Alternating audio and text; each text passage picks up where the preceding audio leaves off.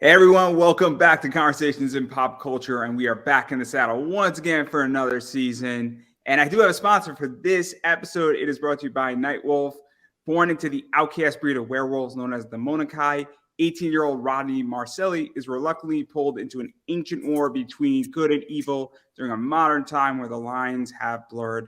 With the help of Snowfall, the pure-blooded Monakai, and the supernatural evil slayer, Night Hunter, Rod must learn to master his newly found lycanthropy and mysterious kinetic energy and power that only he possesses, and Rod must fight the Dark Covenant in order to avenge his friends, family, and to save the girl he loves from the master vampire, Lord Malice. Rodney Marcelli is Nightwolf. Nightwolf 1-7 is live now on Kickstarter through May 11th from the creator team of Rob Matari, Mog Park, Carlos Serena, and Gat Melvin. Join the Wolf Pack by backing the Kickstarter today at lonewolfcomics.com/Nightwolf. But enough about that, because I have with me another comic creator who is returning finally, Alton Simpson. So welcome back to the show.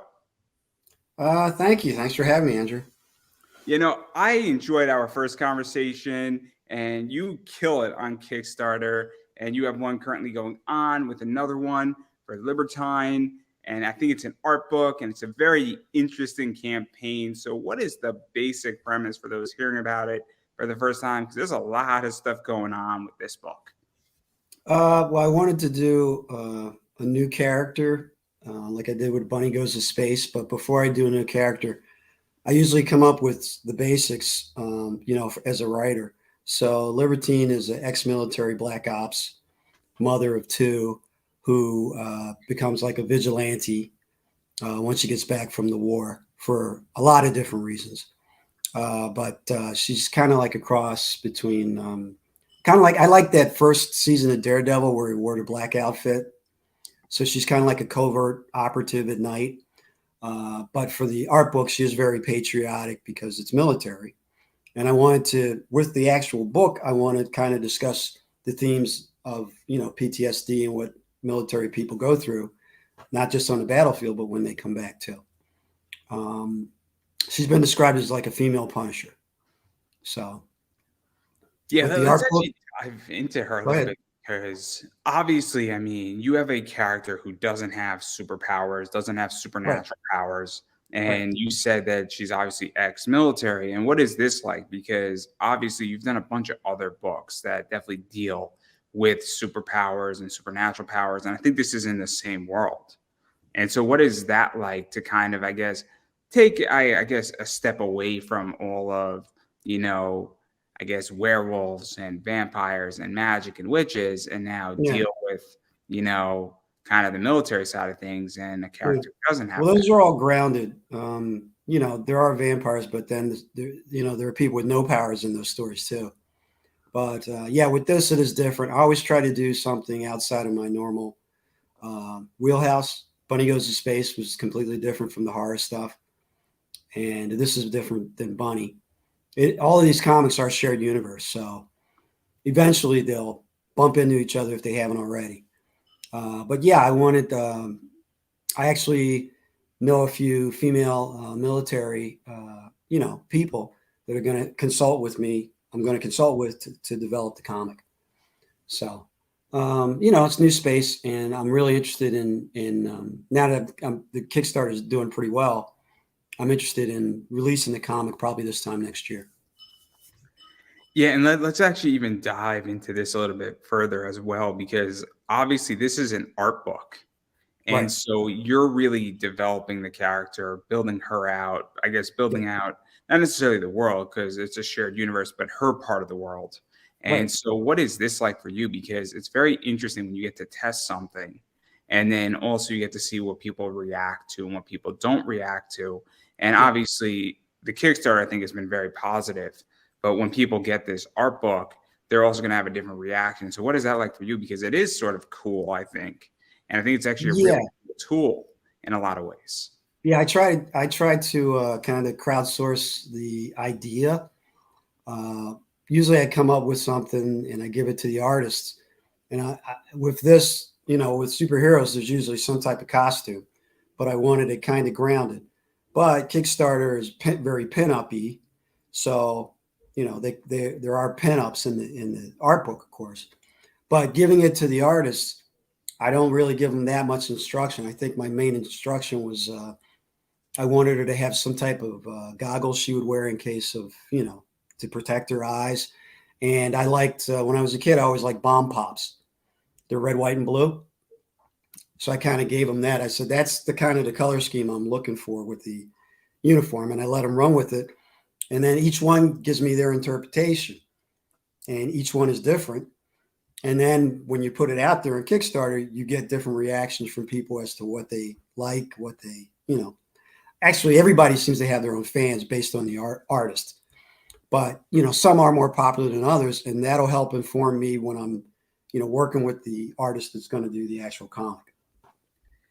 Yeah, let's actually talk about that because I think this is fascinating. I really do. In which that obviously when you have, 200, 300 backers, everybody's going to have a different, interpretation of this character. But obviously, I mean, you're testing the market. And I think it's something that, obviously the big two, I think, have failed at massively in the last few years. And I even think some, creators don't understand that. And I think it's such an interesting thing to say, hey, what do you want as the audience? And I think it's a very simple question. You walk into a store and I say, hey, look, I really like when you have this in stock. If I'm a business owner, that tells me to go buy more of it. And, I have people, Right. I run an eBay business and people say, hey, do you have this book? And I'm like, I don't. But when I see that book or I see something similar and I get 4 or 5 people asking me for it, you're damn right I'm going to go pick that up because my audience wants it. And so it's so interesting. I find it so fascinating because you're really the only person that I've ever speak to who thinks somewhat like this. Well, the entire arc of my books has been really based on feedback from when I first started and I got into local stores. The local comic store owners would tell me, this is what people are saying they like about your book. This is what's selling. And I would kind of guide what I was doing, development of the other issues based on that. Oh, they like the werewolves. Maybe you ought to spin them off. So I spun them off. So it's kind of been like I do something and I get feedback as I go. And I'm a research scientist. I have a PhD in management of information systems. So my entire dissertation, when I was doing a study, you do things and you ask people questions and you get feedback on different things. So it made sense to me from a storyteller perspective, not to bend to the will so much of the customers, but to really ask them what they want and kind of incorporate that with what I'm already doing. And so far, the comic store owners were like, you're up to issue 5. You should make a graphic novel because that'll help people get into your book quicker. So then I did that. So then they sold out. So it's kind of been like the positive feedback that I've gotten, constructive feedback. I always incorporate that right into what I'm working on, and it's worked out, pretty well. Yeah, no, I just think it's so smart. I think it's brilliant in so many ways. And then I kind of want to dive in further into this though, and into a little bit more of her as a character, because obviously there's a lot of stuff that's going on with her choices and everything she does. And obviously former military, she's a mother as well. And this is also really interesting because this actually grounds her, I feel, as a character in many ways too, where now you have somebody who's getting sucked into a world and a conflict, but she has kids. And that's something that I think is really fascinating because the consequences are real. And so what is that like? Because we get a taste of that, I feel, in this. And obviously there's going to be a lot more when this full book comes out. But what is that like? Because I feel too many comics don't have consequences. Yeah, you kind of have to raise the stakes. So there is some dramatic tension. I'm a parent. I know, as soon as you have kids, everything changes how your perspective on how you look at things. And I thought that would be interesting to incorporate into this character. I really haven't done it before. Blackjack is a father. He does have a kid, but he's on the run. So I haven't circled back to his kids as much as I'll do with this comic. But yeah, you want some type of drama to draw people in, and you want something that they can relate to. And also as a writer, I want a story I haven't told before to keep me interested too. So it's got a lot of good elements in it. And when I describe the profile to the artist, I kind of gauge how they react, and they were very excited to draw this character. I asked for 2 pieces. Some people gave me 3 because they were like, I just love drawing this character. And when that happens, I know something's going on. Yeah, what is that like? Because I don't know how you feel about this, but I'm sure you understand when you hit gold, right? If that makes any sense. Where when you Yeah, know you're Bunny on, was obviously an explosion that was not wholly unexpected because I kind of engineered her for Kickstarter, but I was very surprised at. But once again, the artist, once I told him it was kind of like Barbarella meets Harley Quinn, the artist kind of lit up like a Christmas tree. Like that's usually a good indicator that I'm on to something. And then the first art book with Bunny did 17 on Kickstarter, and then the second one did 37. So Bunny by itself has done 50K on Kickstarter, and then an additional amount on Indiegogo, and then even more, on the eBay store. So it's gratifying when that happens. But I do kind of write something I think would be interesting, not just to me, but also to other people. because I understand when I hit gold with something and I just know it and I see it. And Yeah, it's very, I guess, what you said, gratifying in certain yeah, I had ways. a feeling. But it's also the idea that I know it and then you run with it. And then when an artist is like, oh man, I want to do more with this and I want to submit more pieces, I Yep. mean, that's an artist who obviously is getting paid, wants to do more. And that's usually when I would imagine, because I haven't had this happen, but I Mhm. would imagine like, okay, I have something here and now I need to Yep. cultivate it. And what is that like? Because I don't know if that raises the standards up or pressure or what exactly that means, or if it makes it easier to some degree. Well, it's fun for me. I know I pretty much had almost the same team since I started in 2020 with Kickstarters. So I've probably got right now I have about 10, and they do work with other people because obviously I can't employ them full time. I do 3 Kickstarters a year, but they seem to work with me for. I mean, you'd have to ask them, but it seems like they like the idea of the characters that I come up with is one. I'm not super hands on. I want them. It's more of a collaboration. It's not me going, you got to do this. It's more like, what do you think of this? Back and forth. I know when I work with Shikari on Bunny, Shikari's in another time zone, and I would get texts in the middle of the night, and we really, it reminded me of when I filmed. I've through my media company, we've done commercials and films that have been on uh, Amazon Prime, streamed on Amazon, and on Comcast commercials and stuff. And when I work with an artist that was like super actor that was super method, how does the character hold the cigarette? How does the character sit in the chair? And Shikari was like that with Bunny. I mean, it was literally like, I'm thinking of putting these like moles here. What do you think? I mean, it was very specific. And that paid off with the image in the end, because, attention to detail.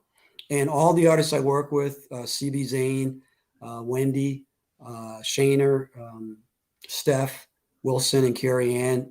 I've been working with them for a couple of years now. So we kind of do have like a Yeah, we're going mental, to talk about all this stuff. yeah, mental link about, yeah, mental link about working together. But I give them the freedom to run with things, and I think that's why they like working with me.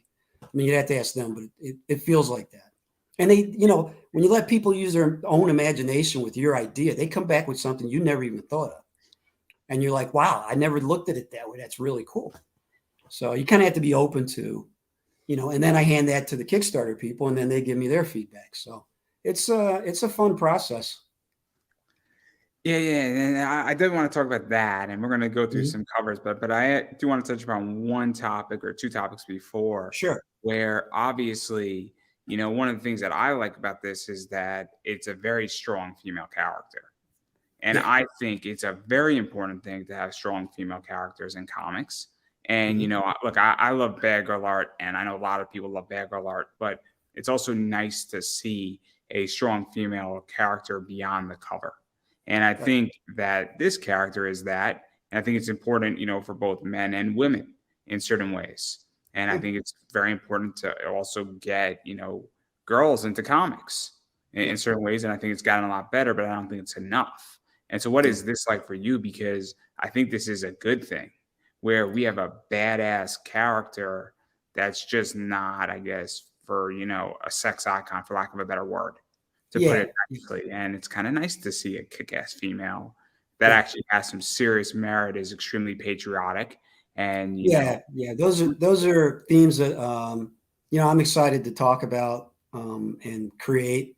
Um, Kickstarter is very friendly to female heroines, so that's always a plus on Kickstarter. But for me, being raised by a single mother, in the '70s, where she really had to fight for her place, on a regular basis to become successful.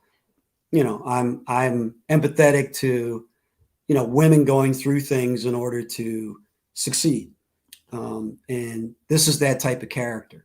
The patriotic aspect, as Americans, I don't think because of divisiveness today, I don't think we get a chance to say, you know, how much we love our country or how great things can be, because it's the promise of America that binds us together. And those type of themes are things I'm interested in discussing and writing about. Yeah, let's also talk about that too, because obviously, I mean, patriotism, things of that nature, it is a very hot topic issue, I think, in Yeah. America. And there's a lot Well, of stuff going on to with me, it. it's not as political as people make it. It's a natural thing.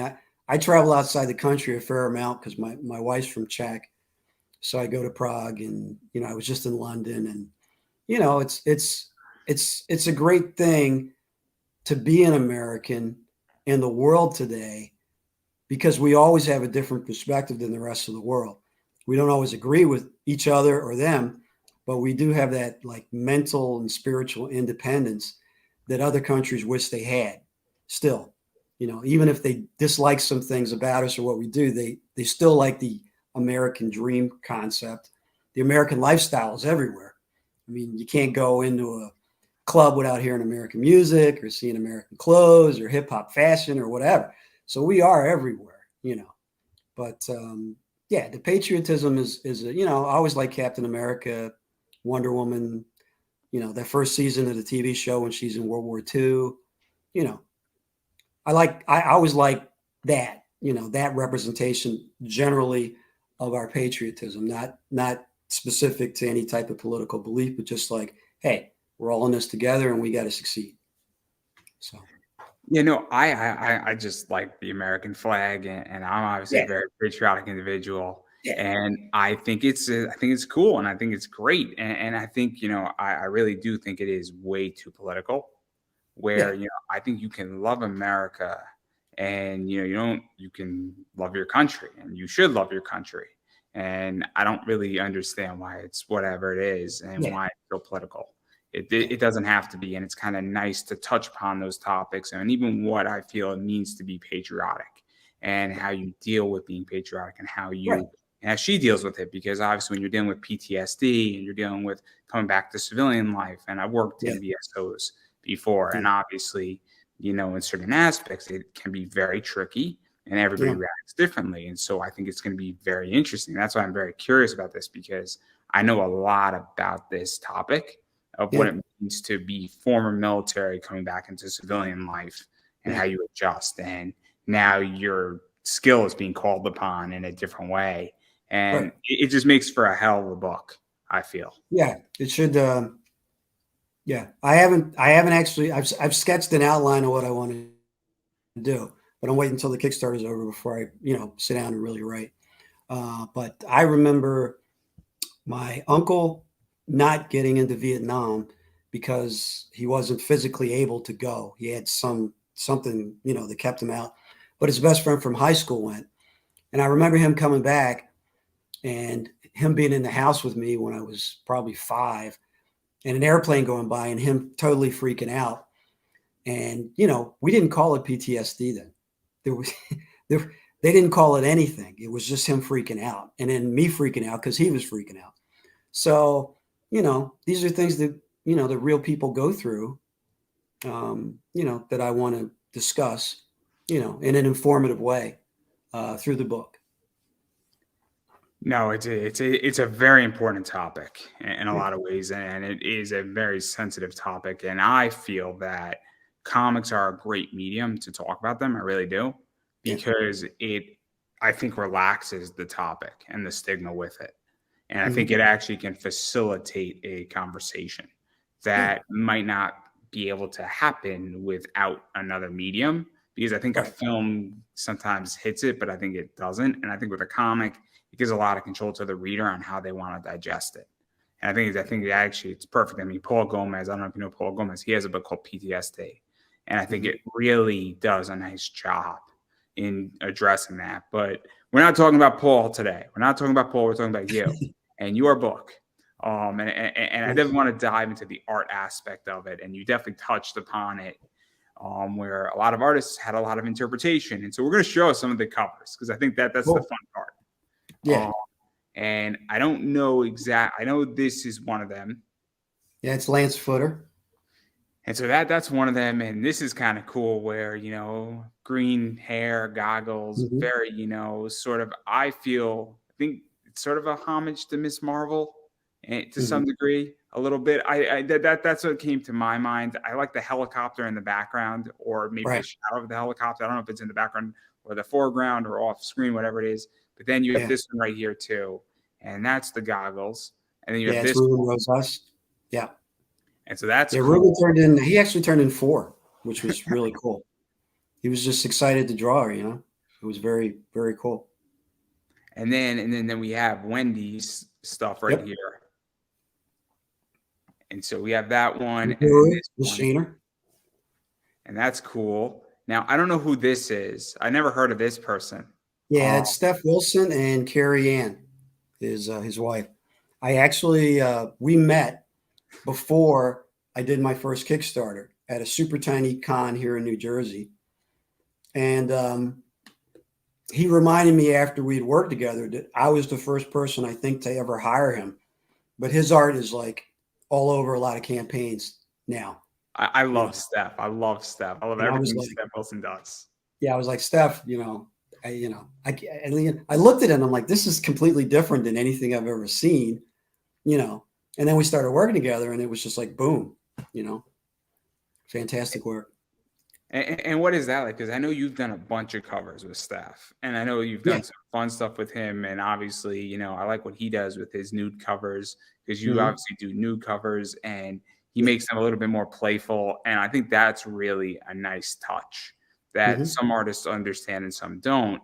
And what is that like for you? Because it makes it different, and it also makes it fun when. And there's one cover where there's one bat when she's clothed, and then there's like another one where her top's off and like all the bats are looking, and it's Yeah. a very fun cover. I forget which book, and you probably know the book I'm talking about, but Yep. it's a very, very, very fun cover. Yeah. Yeah. Steph, he always comes up with a different twist on everything. And it's very individual and it's always very playful and very interesting. It's not just a picture, there's usually something going on, which is cool. And then since we're diving into military stuff and other things of that nature, it wouldn't be complete without something like this, which is sort of the poster.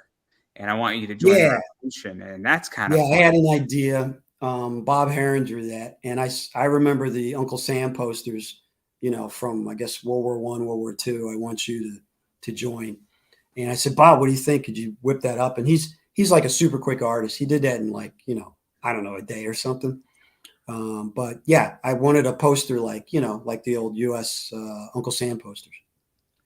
And what is that like? Because that hits a different niche, and it's kind of fun. And obviously, if you're a former military and you Yeah. have, obviously PTSD and other things, it's kind of fun to throw that in there. And everybody knows that poster too, Yeah.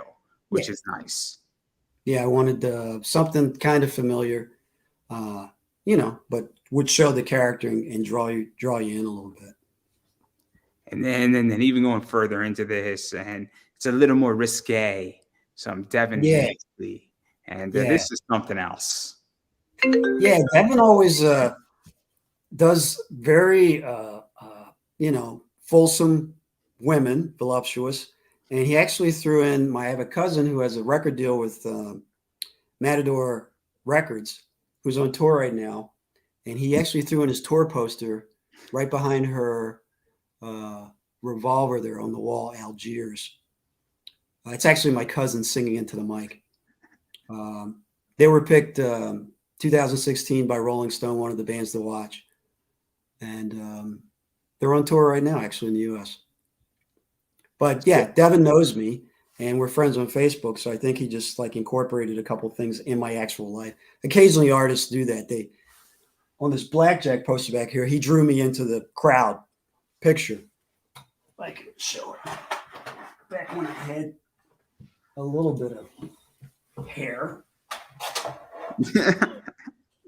So what is that Me in like the to corner, incorporate a bunch of What was that? stuff into your life, and when artists do that? Because I'm a big fan of Easter eggs in books, Yeah, and I think it's fun. I think the yeah, whole thing in comics is that I think people forget that this is supposed to be fun, yeah. and I think it's a real issue, right? Like because I don't know if you back. I mean, yeah, I can't speak today. But I back a bunch of campaigns, and Yeah. sometimes the book is just not fun. Like Bunny Goes to Space is a fun book, and Yeah, that's what everybody liked about it. After the vampire stuff, they were like, "Wow, this sounds like a lot of fun." And I tried to make it, fun. So I it mean, was it was like a relief for people.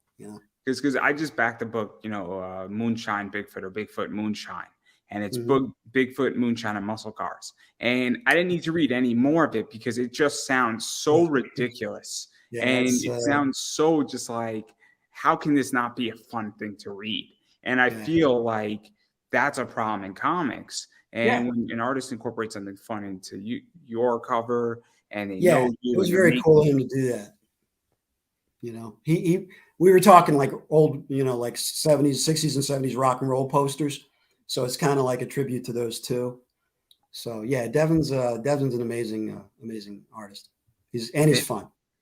Yeah, because I think that's the thing. And then obviously, we have this one right here, which is CB Mhm. Zane. Yep. And so we got that one, and then we got this one, and I don't know how to say her name. I think it's a her. Jacksina. Yes. I Yeah. was not going to get it. I quit while I'm ahead. I I assume that's how it is. I never actually said it, to the artist, but yeah, I mean another super cool version, you know. so And I just like I said, I said generally red hair and this, that, and the other thing, and this is what came back. I mean, it's kind of amazing. I'm a lucky guy. it just blows my mind in which that, like, I don't know how you have that trust. Like, I don't have any of that trust, and it just blows my mind that you're like, hey, have at it. Here's some parameters and have fun. Like, to Yeah. me, Well, I would like I be. said, I have been working with him for a while. I think that's like the third cover I've done with that artist. So, and then the other is like CB and Steph and Carrie. That's 3 years we've been working on stuff. So there's a little bit of like trust when I hand it to him. But like I said, I like the collaboration. That I wanted them to feel we're a team and we're working together, and it seems to be working out. And then there's this one too, which is pretty cool. Mr. Hal. Yes, and I think Yeah, you've been working with him for a while too. yeah, yeah, yeah. We have a lot of fun. He really seems to enjoy my characters too. And then this one is the one that I like the most. Courtney. And depending on how I do on basketball tonight, I may or may not back your campaign. So Yeah, you better be it's rooting okay. for the Knicks. That's all I'm going to It's all say. right. You want to cover? Just let me know. You can always get one from me direct. But yeah, Courtney is a lot of fun. She appreciates the '80s, and I lived in the '80s, so we talk a lot. I actually wrote a short comic of her and I going back in time in the '80s and screwing everything up. And I actually posted. I had Bob draw the cover to it, and it was like a Back to the Future homage. And I'm Doc, and she's Michael J. Fox. but I actually wrote the comic out, and it's only like a 10 or 15 page comic. But every year where we show up, we wreck something. Like we show up at Reagan's inauguration and we screw that up. And then we show up on Miami Vice set and we screw that up. So everything that happened in the 80s, we're kind of in there by accident. But yeah, that's Courtney. She does brilliant work, always. I love that one. And then I know who this is, and I have a good relationship with Greg Bow. And Bow. He's great. He's like the nicest person in comics. He's legit him and Glenn nice. Brilliant work. And so that one is great too. And then there's this one as well. Mm-hmm. Ruth Lucas. And then I like the bullet holes in the back. Yeah, she took her time with it, and it really came out strikingly. I mean, I really enjoy it. And like I said, different interpretation completely, but cool. And then obviously, and then what campaign can we not have with a cosplayer? And this is, I think, Kara. Yeah, Kara I met actually before my first Kickstarter. And, she blew me away with her brilliance and her imagination. And she had enough time to, she's very busy to do this interpretation of my character. So I got very lucky. But yeah, anytime you can work with Kara Nicole, I don't care who you are, do it. Because she's a pro, in her Fire Bitch Kickstarters and the work she does with her husband, Alfred. I mean, they're at a whole nother level. So anytime I can work with them on any type of project, I'm happy to do it. Yeah. And obviously, I mean, I think there's like a naughty bunch of this stuff as well. And so obviously, I mean, there's a lot of choice for somebody to have with all of this. And I'm not going to show the naughty stuff because I would like to maintain my YouTube account and my Facebook account. I really would. I put a lot of work into it. Yes. Don't screw that up on my account. That's it's on there. People can see it. It's cool. And so what is that like, though, to give people choices? And I also know that you keep a lot of this stuff relatively affordable, where I think like the Courtney's like 15 and a bunch of them I think are 15. And so that's one of the other things about Kickstarter that drives me crazy is that a lot of people keep a lot of this stuff way too expensive. Yeah. I always talk to Wendy CB and everybody on the team about where our price is now. Because, you go 3 months and things change. I think the biggest thing is just making sure you cover your costs as far as shipping. Because, if you don't, then you end up eating a lot, and then it makes it hard to even do the next campaign. So that's covering my costs is probably my biggest, not fear, but thing I focus on the most when I'm pricing things. I like things to be affordable for people. I don't want you not paying your car note or I had one guy who canceled a pledge and I thanked him. It was huge. And I said, dude, that sounds like it's like your mortgage payment. I'd rather you do your mortgage payment than buy from me. You can always buy from me, but you need a house for you and your family. So I want people to have, the right priorities when it comes to getting my stuff. I'll make sure you get what you're trying to get, but don't go too crazy. Yeah. What is that like? Because this is one of my concerns. This is the part where we get, I guess, controversial is that there's a lot of people on Kickstarter, I feel like, who are running campaigns either every month or every other month. And I think that there's a concept, and maybe it's because I'm a dividend investor, where you could kill your cow and get paid today and double your money, or you can milk your cow for the next 10 years and get your money out of your cow, but still have your cow. And I think that there's a real problem where I think a lot of people are killing their customer. Where I don't want to put, I'm not Marvel, I'm not DC. So, or Image or, all these other guys. So I don't want to put something out every 30 days or even every 60 days, because I think it'll eventually become a burden on the person. First of all, most people that buy on Kickstarter, just like the people that buy on eBay, they're buying more than your product if they're on somewhere like that. So they are spending money on a pretty regular basis. So I try and make my stuff affordable, and I space out my, activity, because I want it to actually be an event. It's kind of funny. Everybody's been complaining about Marvel movies and Marvel TV shows. And you know what? They're right.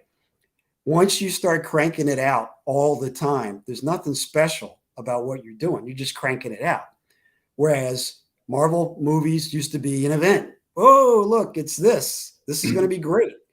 And people appreciate that more, I think. So I try and make what I do for these Kickstarters and even Indiegogos events, like, hey, I've been waiting for Al's. Al's been talking about this Libertine character. With Bunny, it was the first time I really had a chance to do that. I developed it one year and then I released it a year later, and people went nuts for it. So I think it pays off better if you take your time with developing and giving your audience what they want. I agree. I mean, I'm a huge wrestling fan. I used to go to a lot of indie wrestling shows, and it was only once a month. So what it was for me is that it meant something, where this is like a pay-per-view. That's what it is. WWE does a pay-per-view a month. It means something when it's Backlash. It means something when it's Night of Champions. Because guess what? It's a Saturday night and it's once a month.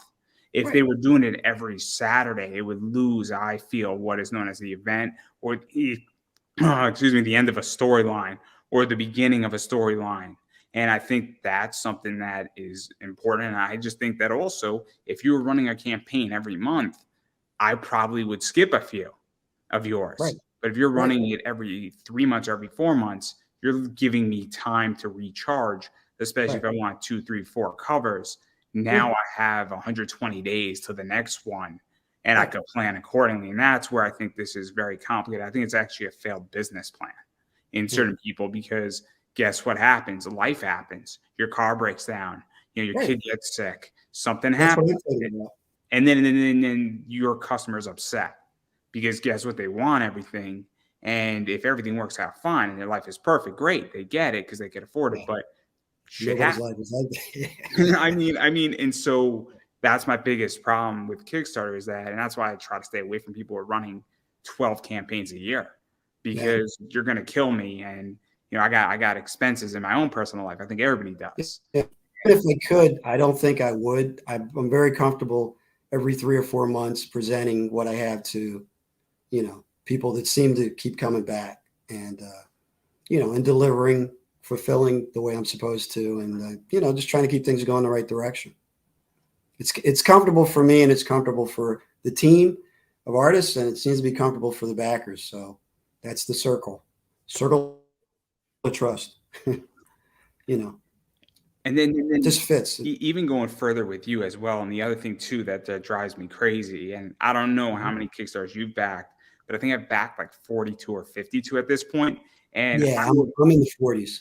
I'm owed a lot of books, and not all of them are late, but I would say about 10 of them are late now by over 3 months. And I understand that 3 months for some people is not a big deal, but for me, we're starting to etch into where when it goes from 3 months to 4 months to 5 months to 6 months, we're slowly getting to the point where I'm not going to see this book ever.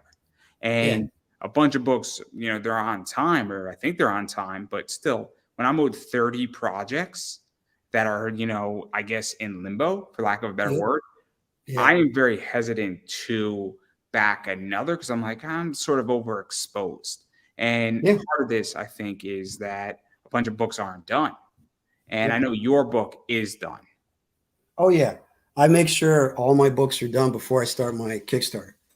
So I literally have the file.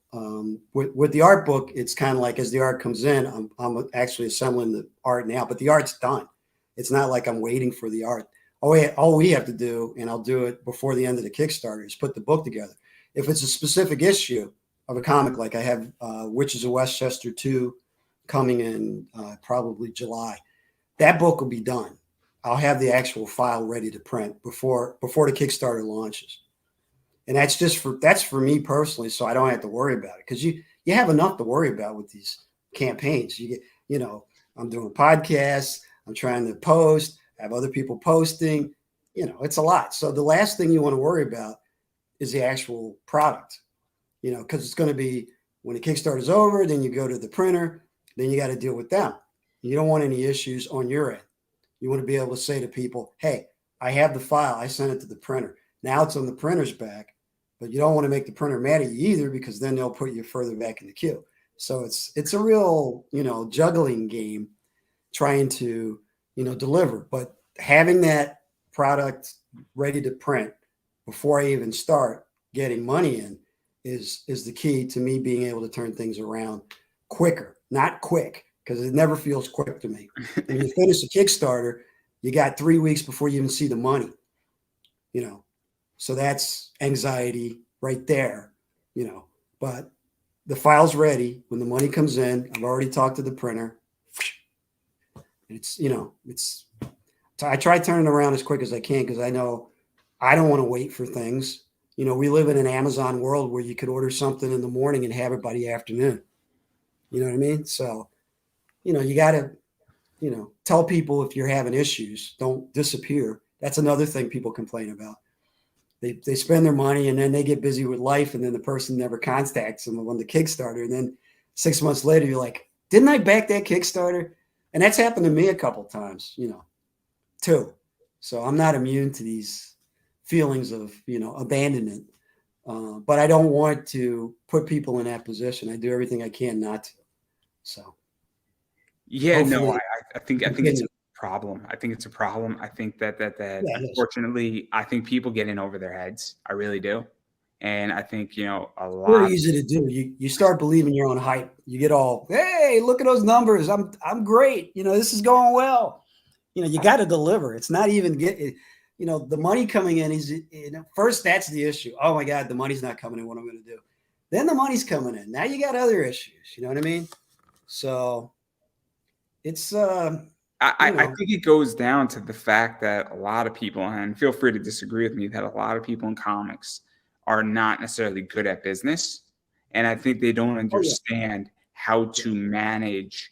This is a business. This is not a hobby anymore. The second you cross, I even think, a $1,500 level, you are now a business. I mean, I'm being very generous at that point. But when you cross $10,000, it's a whole different ballgame. When I was selling $600 on eBay, it was very different than when I'm selling $20,000 on eBay. Yeah. And there's a big difference between those numbers, infrastructure. And I think a lot of people do not understand in comics that, this is a business, and it's a complicated business in a lot of ways. Yeah, it is. Yeah, it definitely helps if you have some business training, or you train yourself how to take the money in, make sure you get the product and deliver, because fulfillment's the key to everything. You don't want to do one big Kickstarter and then, it all goes to, it's not a business model. Yeah. So. No, it is not. And I also think people don't understand that, where you make your money too. As well, because there are models where you can make your money on Kickstarter. There's models where you can make your money at cons. There's models where it's a hybrid. Are you just trying to get your book funded and cover, printing and then some extra books so you could, move them at cons or get them into stores? And I think a lot of people do not have a plan. I really think a lot of people have a really bad plan. I don't think you're one of those people, because I think you have a plan. Well, I'm flexible. I've been in stores. I do cons. I do big cons. I do when they let me in. I do small cons when I can get a table quick enough, because they're busy too. I have a couple small cons in Jersey I keep getting invited to, but I get occupied with shipping or something, and then by the time I ask for a table, the tables are all gone because they, it's all a business, So. But yeah, you have to have you've been lucky because you've been in some serious cool stores. I know that you were in, the Secret Stash for a while. Yeah, I've been lucky. Well, somebody bought my book at the New Jersey Horror Con. They went home and they were just like, "Can you put it in my local store?" And they told me it was that one, and I went up there with my wife and kid, and I was just like, "Isn't this like a famous place? I mean, what am I doing?" She's like, "Just go." And Mike, was cool enough from Comic Book Men to just say, "Hey, Kevin loves indie people. We'll put your book right up front." And then a month later I called and he said it's sold out. And all my books, multiple issues, have sold out 6 times up there. And I did a signing there last October, and I just actually saw Kevin last month. I went up to talk to his podcast partner. They always say, "We'll be here, come up and ask questions and hang out." So I'm like, "Hey, I'll drive up. I don't care." and I'll go up and say, what did you do with your, how did you move along in the business? And they actually will tutor me right there on the spot, which is very cool. And Kevin just happened to be there, and I met him during COVID after he recovered from his heart attack. I met him, and he kind of remembered me, because of the book, which was nice, And I talked to him about comics, how you take a comic to film, and he was very helpful. So yeah, I've been lucky, the product sells, and when something sells in their store, people kind of remember you and they're kind of happy with you. And if it doesn't sell, when my books, have an issue, I actually would take feedback and fix it, because I'll be honest, my first book was based on my movie that was in the Philadelphia Independent Film Festival. I took it to my local store, and he was like, "This thing's horrible." He said, "The artwork." This was, I guess, I saw it pop up on my Facebook, so that was probably 2015. And he was like, "The artwork is not, consistent," and he told me all the things that were wrong, and I took it to heart. And then I don't know if I internalized it or not, but I kind of put it in the back of my brain. But then when I did vampires, I kind of avoided all that. And the next time I took that book, he was like, "Oh, the paper's good. That's why I got in." And then it sold out. So that was the beginning. I'm actually doing a signing there. It's been 5 years since my book sold out at that store. I'm doing a signing there on Saturday for Free Comic Book Day. So, when you fail, which I failed a lot, you had to not get angry with the world and yourself. You had to kind of listen after you're over your disappointment and retool and try again.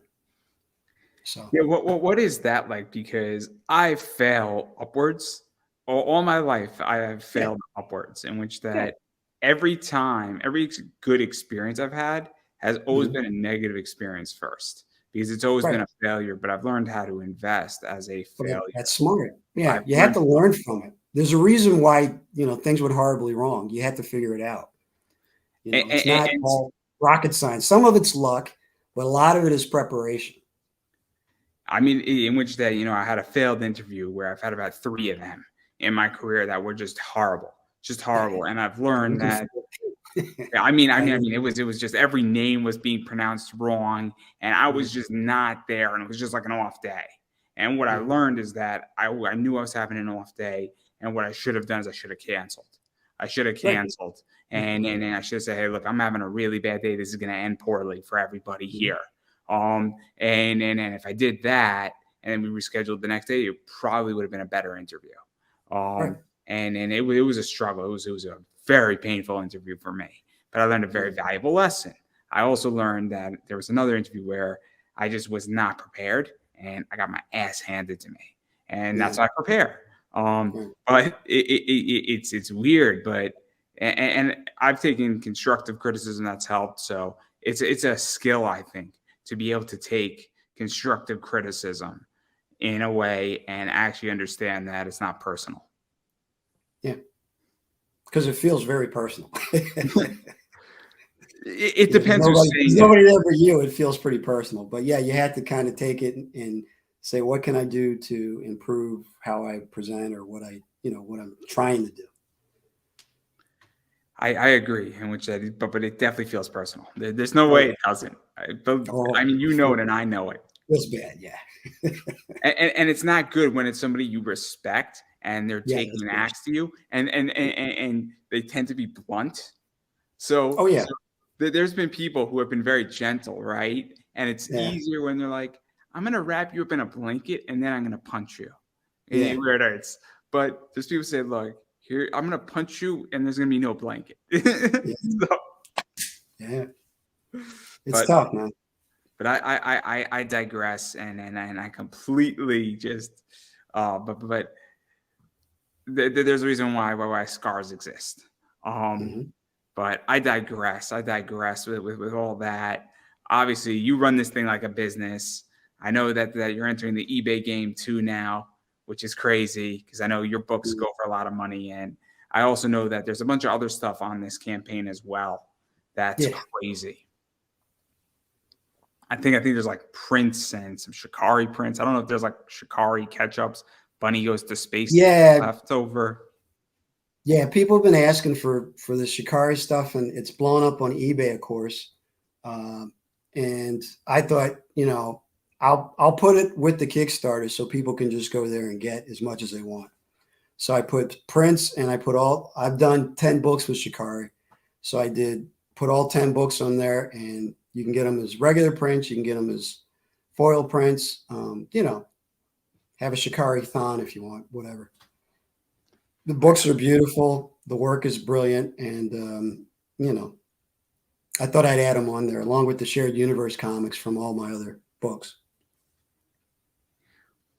And what is that like? 'Cause that's also a big pet peeve of mine when creators don't allow other things from their campaigns to be added on. Because let's be realistic, sometimes people miss things. And I'm not saying you have to do super exclusive, like cover double F on there that was on one, but even a cover A. Because I'll be really honest, like I've missed things from people. And I'm like, look, I don't need that super rare cover you have. I'm just looking for a cover A of your first issue. Yeah, that's fine. And it's pretty easy to put it on Kickstarter because none of it exists yet necessarily. With me, I actually have leftover stuff from every campaign, and my wife's like, "You got to move this stuff. It's got to go." So I literally tell my backers, because you know who your previous backers are. I say, "Look, my wife wants to get rid of this inventory. I'm going to put this stuff back on, the stuff that you've been asking for, and you can get it out of my house." So I'm perfectly happy to relive the oldies, so to speak, because I actually have some laying around. And then some stuff, like if somebody wants a certain, variant, it doesn't exist until, I put it up there. So I'm perfectly willing to put it up there. There's no fault if you just throw something on the pile, because it's all got to be ordered together, So I'm very flexible in that regard. No, it just drives me crazy when I can't find something. Then I have to go hunt it down, and I'm just like, why wouldn't you just give me a cover A? I'll happily take a cover A if I want somebody's all your work. I understand that you have to protect people and exclusivity. I get it. I run a business based on that, and I completely get that if it's limited to 50 and you don't have any, I get that. But your cover A. I just want to read your story. That's all I want sometimes, and it drives me mad. And let's be realistic. You know it, and I know it, that you have money at certain times. I have money at certain times, and other months are just tougher than others. And so there you go.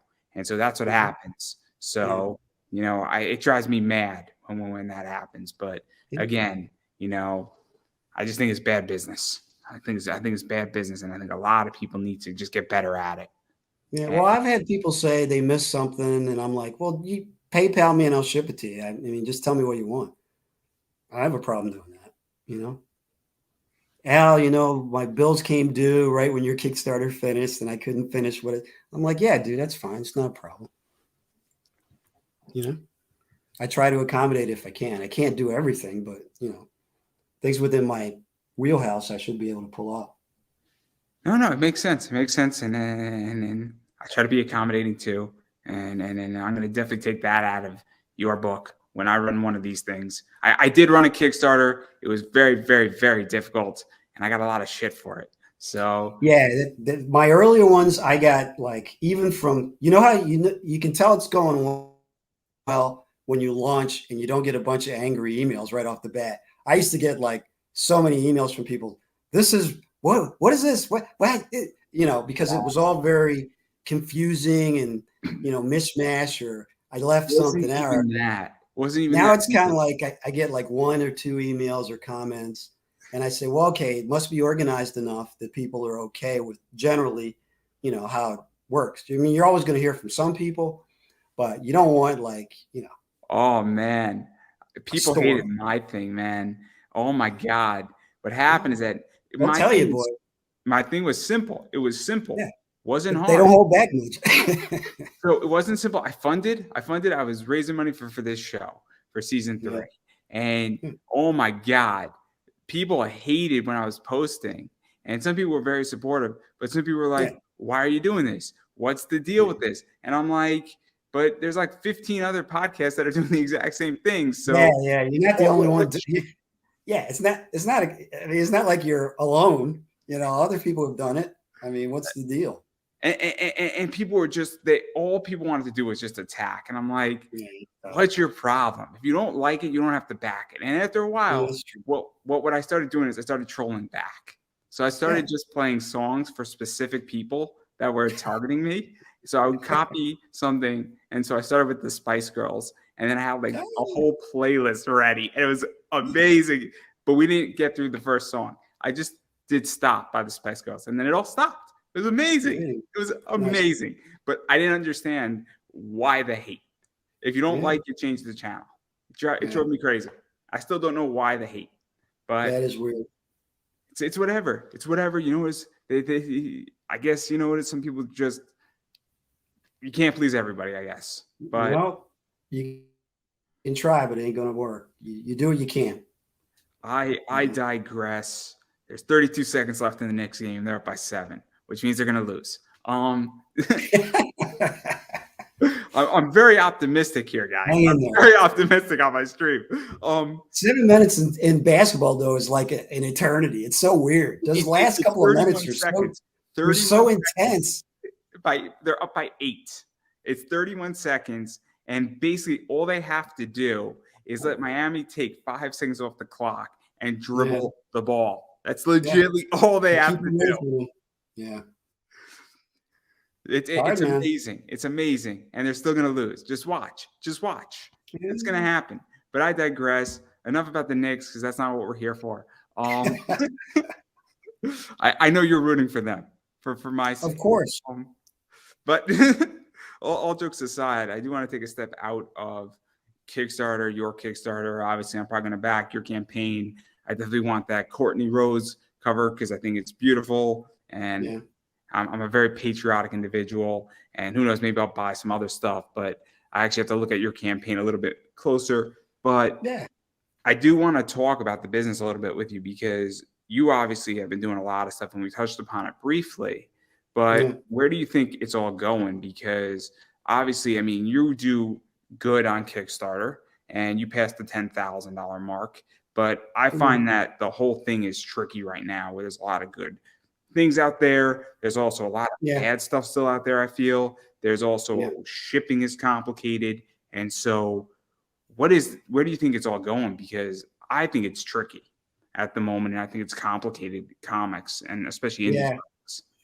Yeah, with me, I haven't really studied what everybody's doing, so it'd be hard for me to kind of predict. It's changed a lot, even from when I started doing them 3 years ago. It's much more competitive, more fragmented, a lot of different things going on, but I haven't looked at the entire picture. With me, I'm always looking to expand. I've been in stores. I've had the store owners tell me I should be national. You know, I should be able to be in every store. I've been talking to some literary agents that want to represent me to publishing houses for my graphic novels. So I'm always looking for a way to expand, but I'd prefer to be like Lady Death with Brian Pulido, in that he, takes one product and creates it for the stores, and it does well. And then it's like a circular thing. He comes back to Kickstarter and takes that energy and does another successful Kickstarter, and then he goes back and forth. And for me, that would be my ideal business model, because I've already been in stores and I've had a positive response. I just see everything as it's fragmented, but it's still, indie comics is still big. It's bigger than anybody knows, because nobody counts all these Kickstarter books that are selling.